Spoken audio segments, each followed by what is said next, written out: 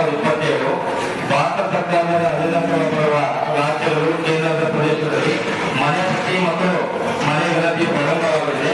ಇದರ ಉದ್ದೇಶ ಜನಗಣತಿ ನಮ್ಮ ರಾಜ್ಯ ಮತ್ತು ದೇಶದ ಭವಿಷ್ಯ ರೂಪಿಸುವ ಮಹತ್ವದ ಕಾರ್ಯವಾಗುತ್ತದೆ ಹಾಗೂ ಆರೋಗ್ಯ, ಶಿಕ್ಷಣ, ವಸತಿ ಮತ್ತು ಮೂಲಭೂತ ಸೌಕರ್ಯಗಳ ಹಂಚಿಕೆಯಲ್ಲಿ ಸಮರ್ಪಕ ಸೇವೆಗಳನ್ನು ಒದಗಿಸುವ ಉದ್ದೇಶದಿಂದ ಈ ಜನಗಣತಿಯು ಕಾರ್ಯವು ಮಹತ್ವದಾಗಿದೆ.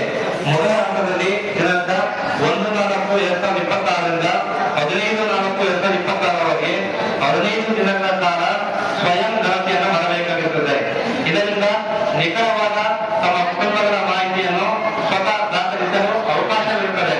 ತಮ್ಮ ಕುಟುಂಬಗಳ ಮಾಹಿತಿಯನ್ನು ಸಕಲಿಸುವ ಪಟ್ಟಣ ಹಾಗೂ ಗ್ರಾಮೀಣ ಪ್ರದೇಶದ ಎಲ್ಲಾ ನಾಗರಿಕರು ತಮ್ಮ ಕುಟುಂಬದ ಮಾಹಿತಿಯನ್ನು SC